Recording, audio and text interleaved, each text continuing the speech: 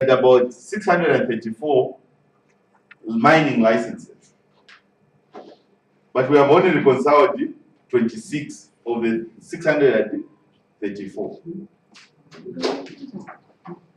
Okay.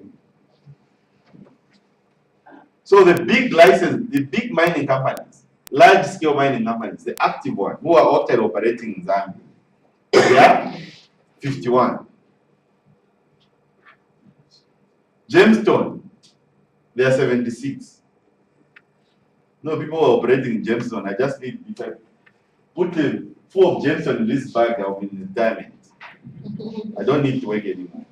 But there are 76 of them. But we have only reconciled how many?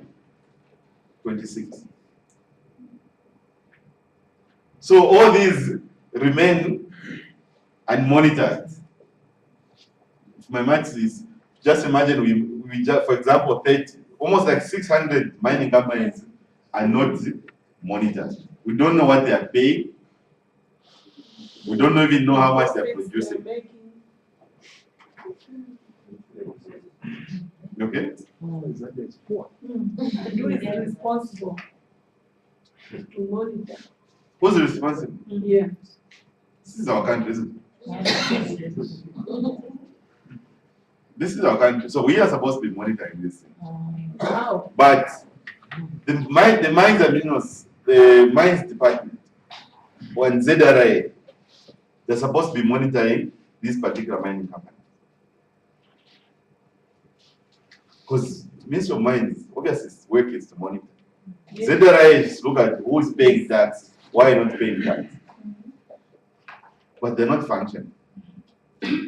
And of course, they have to know the tax should come from which, the source, the tax they receive. They have to know from which company.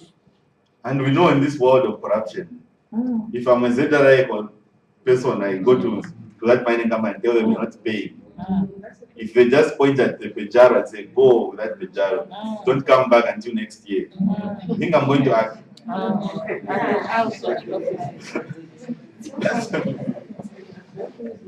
So we have almost 600 companies that remain unmonitored.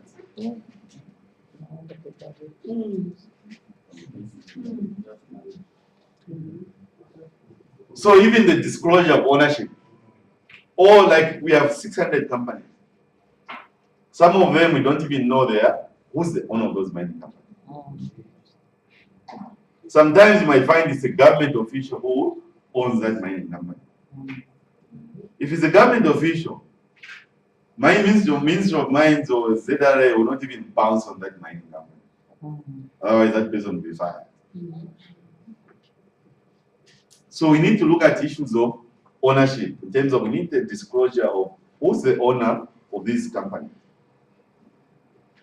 Because even we talk about KCM now. Do you know the owner of the KCM? Do you know the owner of Mopani? We do not know. So we need to put the names to these mining companies.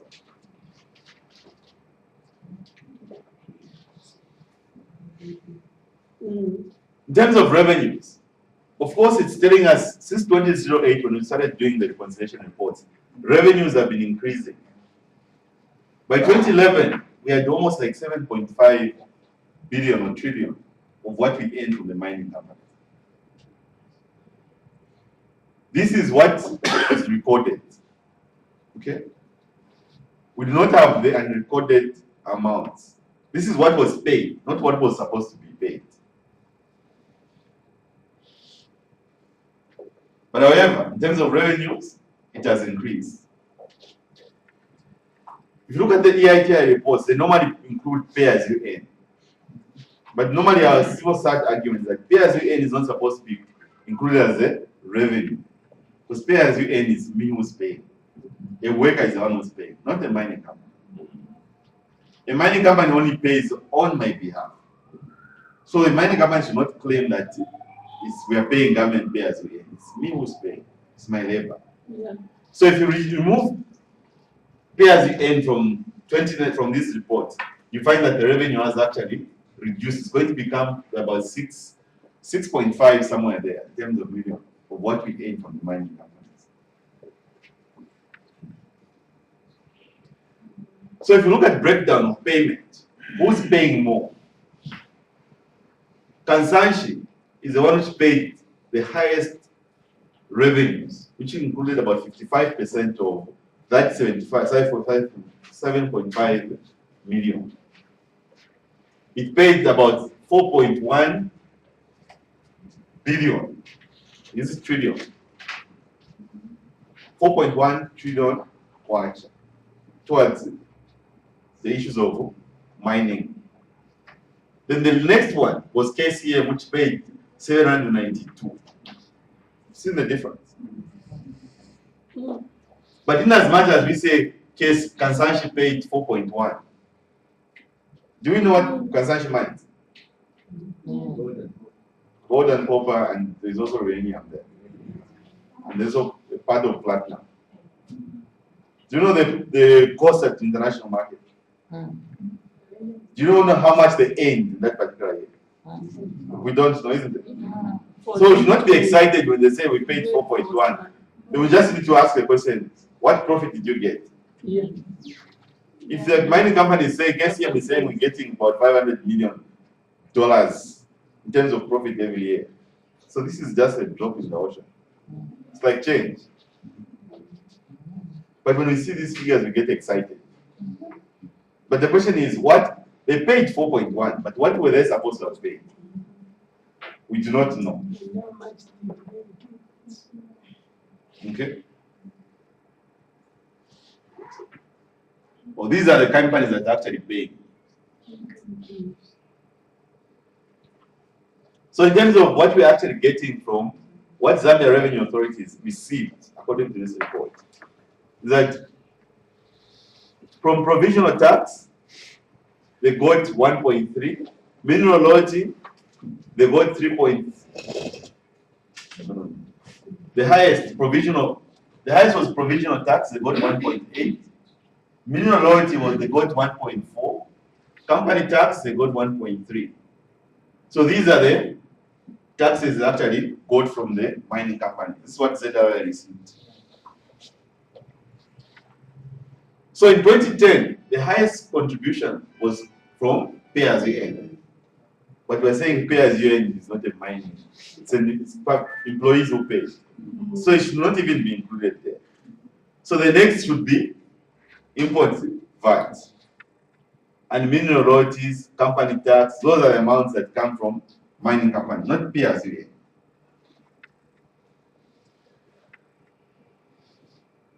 But however, I think how many people have seen the ICCM report? There was a report that was done by the mining companies last month, which was claiming that we are paying, telling us the good things that are actually doing in the country. So in terms of what they are paying, so this was just looking at what the mining companies are paying. And if you compare what the mining companies are saying they are paying and what they are saying here, there's a very big contradiction.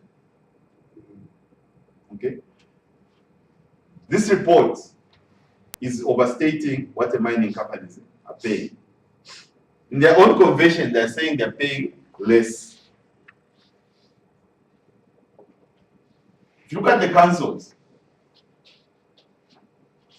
the local councils have been receiving, in terms of what they are receiving from the mining companies, this has been increasing from 2008 to 2010. It will give you a list of councils who are actually receiving that amount of money.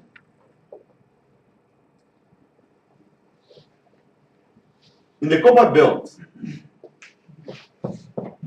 the councils which are receiving money, you're going to look at Mufrila, Karulushi, Kalomo, Kitwe, Charabombwe, Rwansha, Chingola, Kabwe, Mazabuka, Ndola, Fanyama, Lusaka, Mumbwa, Sunazongwe, Solwezi, and Kabo. Most of these are in the copper belt. What we normally ask, we never ask is, how are these councils actually utilizing those amounts of money? In most times, you find that you even see the number of meetings at council level, it's actually increasing. Probably they're paying themselves allowances. But I'm not saying they are, but I'm saying probably. So in 2011, the councils received 48 million. Just councils. They received 48,205,000 from mining companies. This is not going to the government, it's remaining at council level. Normally, the reports which are the amounts which are reflected in this report are supposed to be audited or certified by the Auditor General. So Rezi, they even refused to certify because obviously one would suspect that the amount that they actually declared are not true. Because they even failed to take it to the Auditor General, because the Auditor General has to verify those figures. So if the figures are wrong, obviously you cannot take the Auditor General, isn't it? You'll start investigating. So Solwezi didn't do that. So the 48,000 there, or 48 million, does not include the 10,000. The 10,000 would even be more.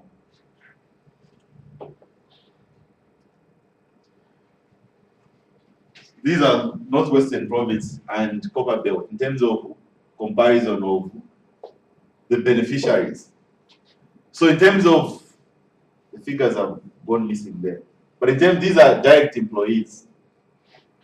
Copper Belt, they're saying that they're employing more people compared to Northwestern Province. I think you're almost hitting 25,000 people being employed in the mining companies. These are production figures. I think we can skip that. In terms of what mining companies are actually producing. But the problem that is normally there is that, look, the government says they received 7.2 million. And this is according to the expectation, or more than expectation, of what the government, the ministerial statement that was made in Parliament.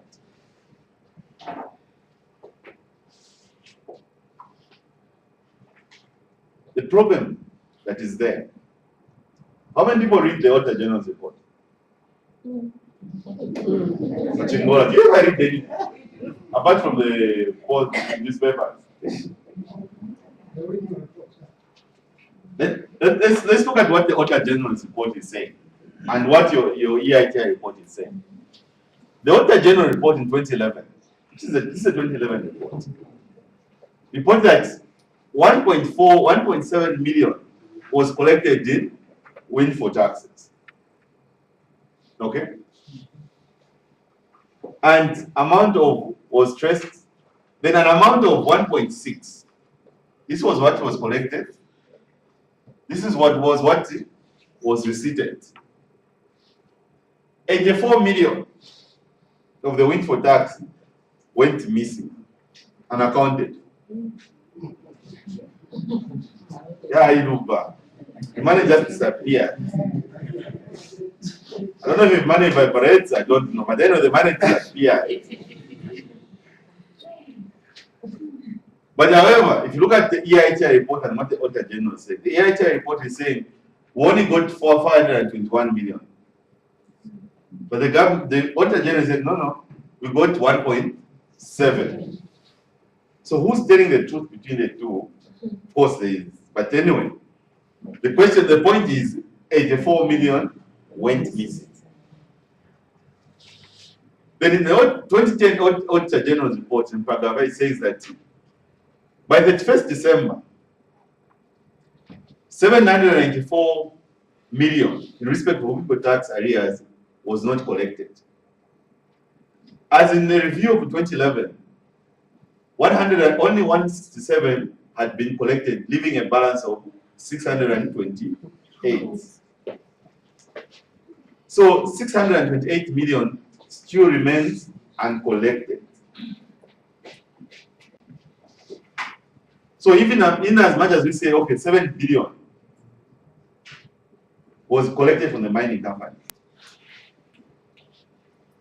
we still have an arrears or unpaid amount of that amount, which is a huge amount.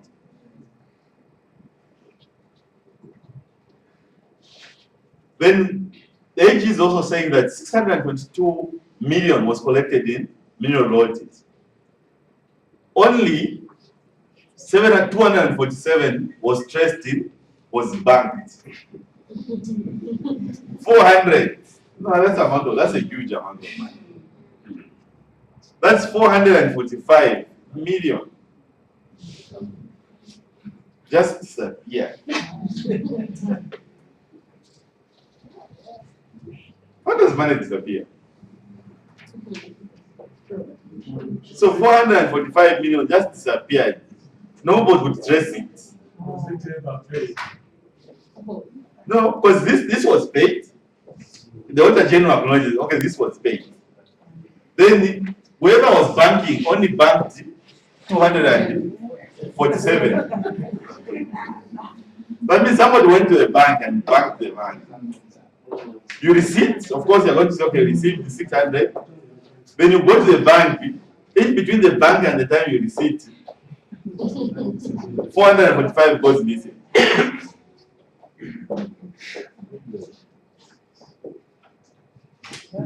Which is worrying. So in as much as we see the mining company not paying, somebody is also removing from the little amount that the mining companies are paying.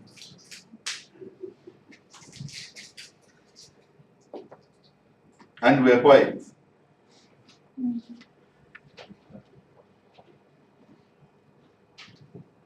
So in 2011, the AG is also saying that the total amounts of 370 in respect of mineral royalties, domestic VAT, remained unpaid as November. There was that 600 was not paid, plus now we have about 300. It told that to give you almost 1 trillion unpaid. Okay? In 2011, with regards to customs duty or taxes, Denstrock reviewed that 82 remained uncollected as in November 2012. First quantum, those who are saying they pay 374 million a year, now got 27 million, this is rebased. Or 29, this is rebased, which is how much now? 29 billion, isn't it? They have not paid, but they're saying they're making 300 million.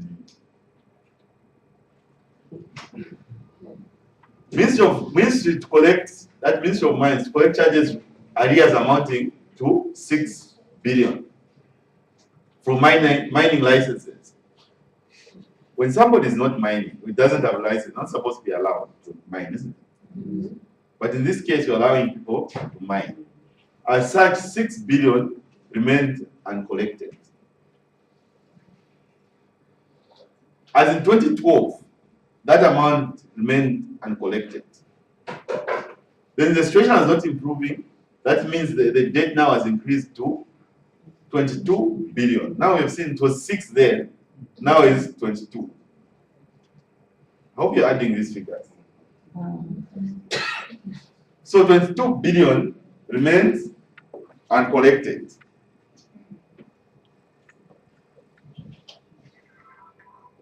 So, contrary to financial regulation number 120, out of the total amount collected, 347 in respect of 1,747,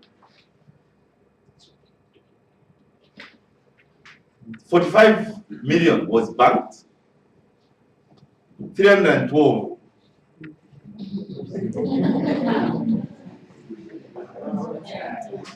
You see, the amount that is banked is normally little, isn't it? The one which disappears is quite a huge amount.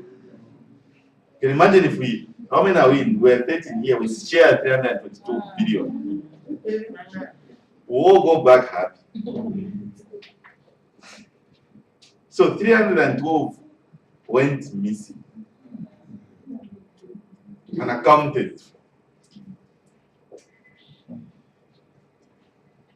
No wonder people in government are